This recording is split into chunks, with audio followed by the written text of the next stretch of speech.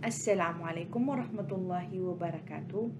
I am Mutia Amira and I will be discussing the first part of the topic fraud risk management.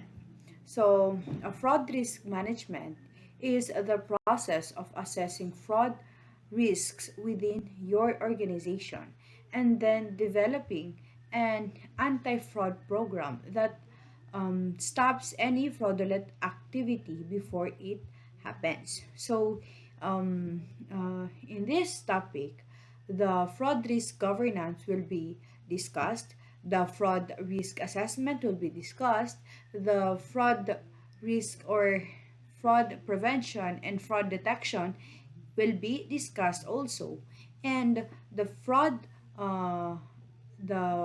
fraud or the actions towards the fraud will also be discussed in this topic. So, as for my part, I will be discussing the fraud risk governance and the fraud risk assessment. Fraud risk governance.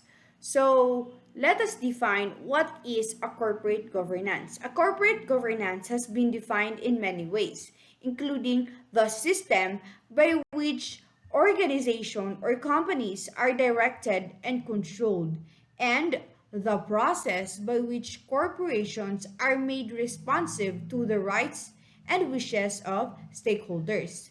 So, corporate governance is also the manner in which management and those charged with oversight accountability meet their obligations and fiduciary responsibilities to stakeholders. So, in a fraud risk governance, we will be tackling what are the corporate governance of a corporation to a fraud risk.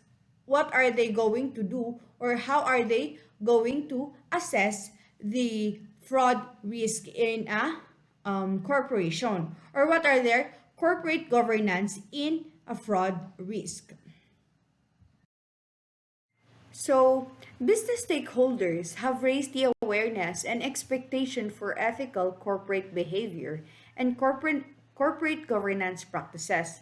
Some organizations have developed corporate cultures that encompass strong board governance practices, including board ownership of agendas and information flow, access to multiple layers of management and effective control of the whistleblower hotline, independent nomination processes, effective senior management team evaluation, and the strong emphasis on the board's own independent effectiveness and process through board evaluations, executive sessions, and active participation in oversight of strategic and risk mitigation efforts. So, these the business stakeholders have raised the awareness and expectation, which they provided strong board governance practices. But in these strong board governance practices, you may notice that there are lack of board governance or corporate governance about the fraud risk. It usually talks these enumerated board governance are usually about the staff, about the whistleblower, but there is no specific corporate governance about the fraud risk or fraud risk governance. So, the laws of most countries prohibit theft, corruption, and financial statement fraud. Government regulations worldwide have increased criminal penalties that can be levied against companies and individuals who participate in fraud schemes at corporate level, and civil settlements brought by shareholders of public companies or lenders have racketed to record amounts.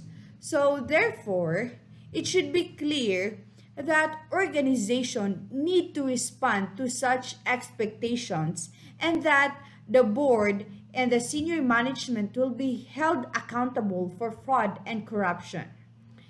In many organizations, this is managed as part of corporate governance through entity level controls, including ethics, compliance, and fraud risk management.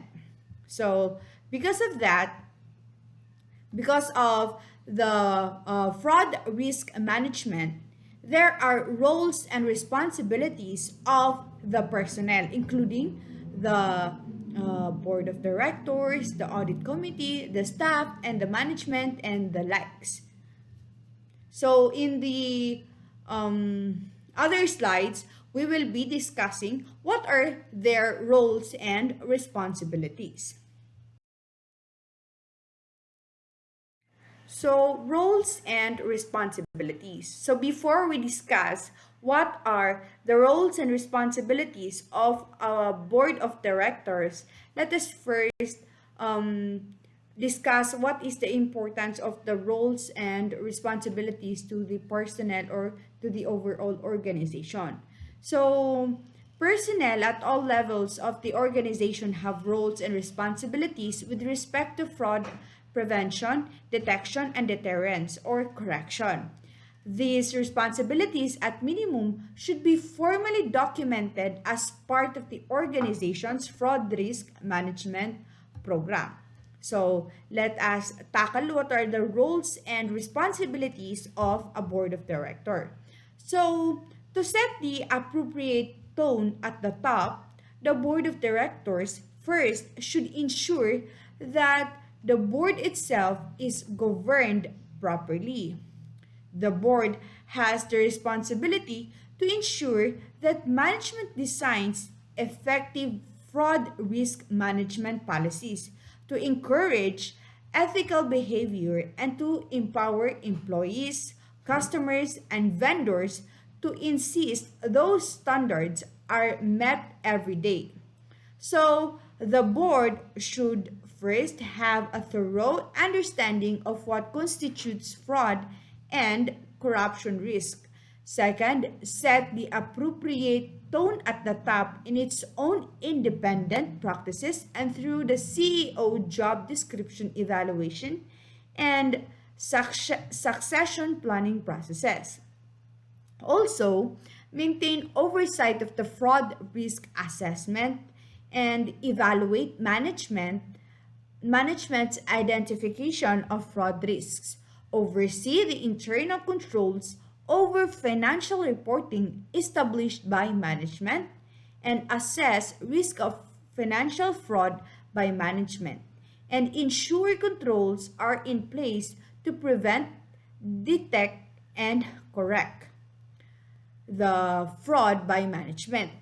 The board of directors also need to empower a committee of the board, which is usually the audit committee and external auditors fraud and fraud and report the fraud. So these responsibilities should be documented in the board and applicable committee charters. The board should ensure it has sufficient resources of its own and approve sufficient resources in the budget and long-range plans to enable the organization to achieve these objectives. Next is the audit committee. So, the roles and responsibilities of an audit committee is that an audit committee of the board or similar oversight body that is committed to a proactive approach to fraud risk management plays an active role in the risk assessment process and uses the internal audit department and perhaps the external auditors to monitor fraud risks. So, management override of internal controls or the audit committee should be aware that the entity's external auditors have responsibility to plan and perform the audit of the entity's financial statements to obtain reasonable assurance whether the financial statements are free of material misstatements caused by fraud.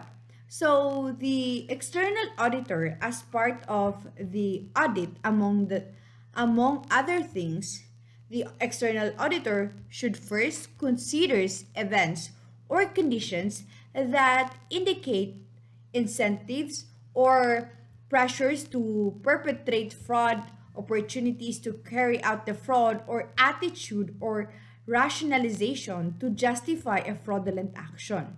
Another one is brainstorms among the audit team members and about how and where they believe the entity's financial statements might be susceptible to material misstatement due to fraud. Also, inquiries of management and others within the entity about the risks of fraud and performs analytical procedures to identify unusual transactions or events and amounts, ratios, and trends that might indicate matters that have financial statement implications. So, the audit committee should insist on openness and honesty with the external auditors. The external auditors should also have the commitment and the cooperation of the audit committee. So next is the management.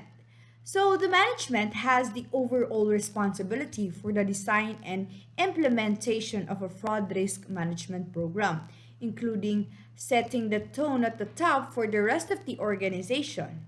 So an organization's culture plays an important role in preventing, detecting, and correcting fraud. Management needs to create a culture through words and action where it is clear that fraud is not tolerated, that any such behavior is dealt with swiftly and decisively, and that whistleblowers will not suffer.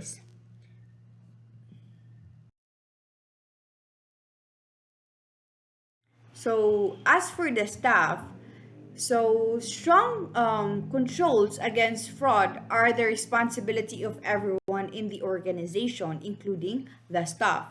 Staff management should first understand their role within the internal control framework, read and understand policies and procedures, including fraud policy, code of conduct, and whistleblower policy, as well as other operational policies such as pure procurement manuals. As required, participate in the process of creating a strong control environment and designing and implementing control activities, as well as participate in monitoring activities, report incidences of fraud, and have a basic understanding of fraud and corruption and be aware of the red flags. That is for the staff. As for the internal auditing, they should provide an assurance that fraud prevention and detection controls are sufficient for identified fraud risks and ensure that the controls are functioning as designed. Internal auditing should also be part of alert for incidences of actual fraudulent activity and may be responsible for initial or full investigation of suspected fraud schemes.